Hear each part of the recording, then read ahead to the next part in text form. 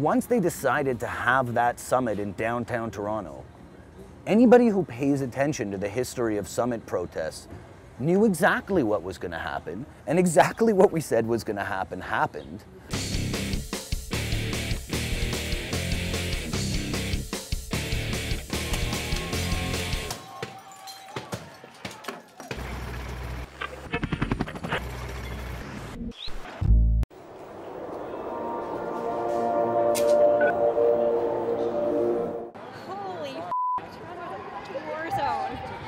Can I say that on camera? Toronto is a war zone right now. In the middle of the street, the cop car behind there is blasting to shit. Anytime now it's going to explode in the center of downtown Toronto. The cops have their horses and they're about ready to stomp all over us. Everybody's running and booking it there. The sky is full of black smoke from the cop car. Remember that? It's been 1 year since the G20 hit Toronto. Many haven't forgotten what happened. The images remain shocking and the controversy is in the news to this day. There were over 1,000 people arrested in the largest mass arresting in Canadian history, some who still face charges and jail time. It was a weekend that changed Canada forever. 2 weeks after, we put together Impact inside the protest. Fresh on the heels of the chaos and emotions were high. This was a situation where there were legitimate terror threats that came up. That's absurd. That's actually inaccurate. Hey, sir. Calm down, folks. Let her speak, let her speak. 1 year later, we talk with some of our original panelists on how their views have changed since, and some key G20 activists to find out their story. Alex Hundert, an accused ringleader of the G20 protest, was abruptly woken up in his home at gunpoint by police and arrested for conspiracy to commit mischief. Alex was in jail for over 5 months after his arrest and is still waiting to have his day in court. I just want to know what happened to you. What was your experience of that particular weekend? The morning of June 26th, so like 4:30 in the morning, give or take, a gangs and guns tactical unit kicked in my door, arrested myself and my partner at the time and another friend, guns drawn. By like 5 in the morning, we were already in the temporary detention center. By the time things kind of hit the fan on the street Saturday afternoon, we were already at the courthouse at New Finch. And by the time the police started attacking protesters, me, my partner, Mandy Hiscox, and Peter Hopperton were already in Maplehurst. And we were there for about a week before we actually got properly processed and started being treated like normal prisoners. As somebody who's experienced that now firsthand, what was the experience like having someone put a gun in your head? Unpleasant. Yeah. It's scary. It's a really violent experience, right? But like in our case, they really just wanted to keep us quiet and stop us from organizing. And I ended up having to plead guilty to a breach of probation for speaking on a panel on a university campus, which was like so obviously not a breach of the no public demonstration condition.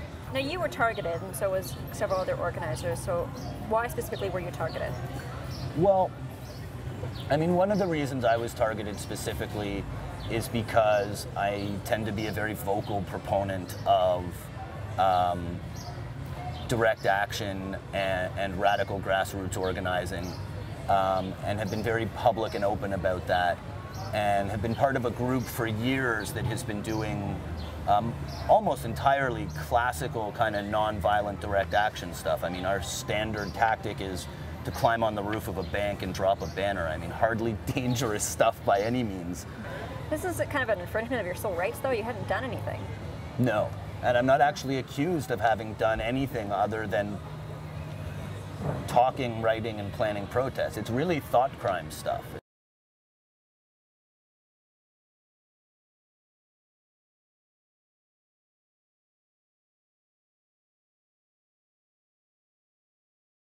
The power of the people, a street romance. United, we cannot be defeated. G20, we're ready to die. It's time to greet them. Test Their Logic is a rap duo who used their music to speak out for what they believe in. Their video crashed the meeting, got them arrested, even though they didn't actually do anything except speak their minds.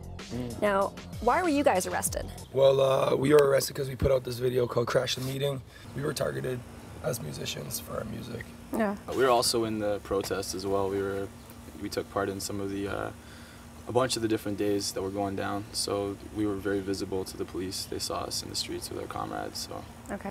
They thought you guys were, what, igniting other activists to... Yeah, and there's still, 18 other people who are facing charges of conspiracy for everything that happened. There's a big net they cast. Did you ever expect that your music video, Crash the Meeting, would ignite such negative fury from the media and also go viral like it did on the internet? We were hoping for a response like that. I think we, as activists, have to use all the tools at our disposal to get our message across. So the mainstream media, although it'll never portray our message in a positive light, we can use that to get out to other people. Hip-hop duo Test Their Logic. It's a Canadian anarchist rap group. Spelled wrong, by the way. I think Glenn Beck's comment was that we were the movement's most visible proponents of property destruction or something like that. Absolutely ridiculous. Now, what happened to your music after you guys were arrested? Static. We had a non-association as part of our bail arrangement, so we couldn't see each other, talk to each other, let alone make or play music. Our last show that we did together was actually in the prison. They put us in the same cell. Toronto Bay. No way, you guys were rapping in the prison? We were rapping in the prison and then getting people live, like live, and eventually the prison guards separated us. Yeah, it was definitely one of those moments that you'll never forget, right? Yeah.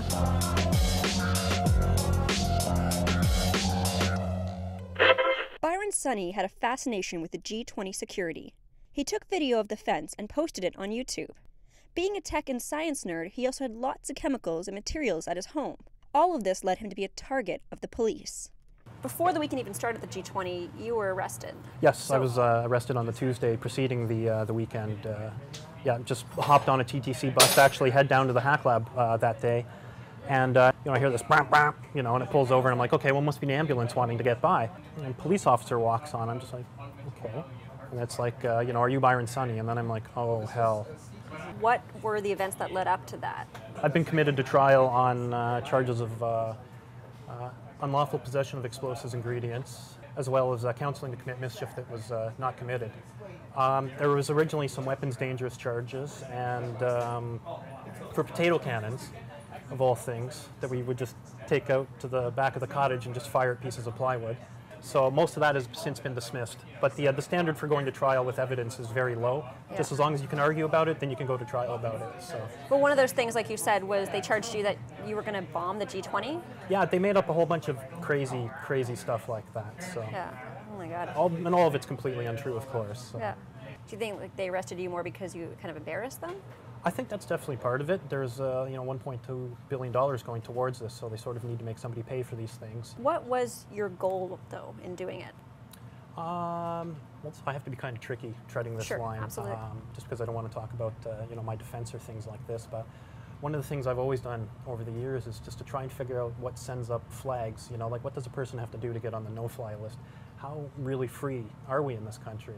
And so, what would it take like for a guy like me, with no criminal record, just well-behaved, like nice house, relatively happy marriage, or no, a seriously happy marriage at the time, it's not a dangerous guy. What would it take for me to start undergoing these sort of suspicions and stuff like that? And it just sort of naturally evolved from that. Okay. Did you ever think you were going to get, caught and arrested like you did?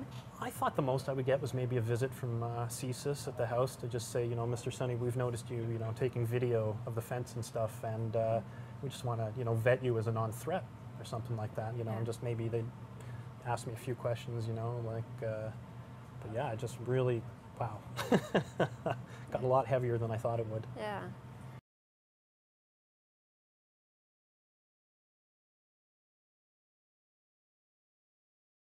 Peaceful protest! Peaceful protest! The majority of protesters who are not part of the Black Bloc were actively saying to them, don't do this.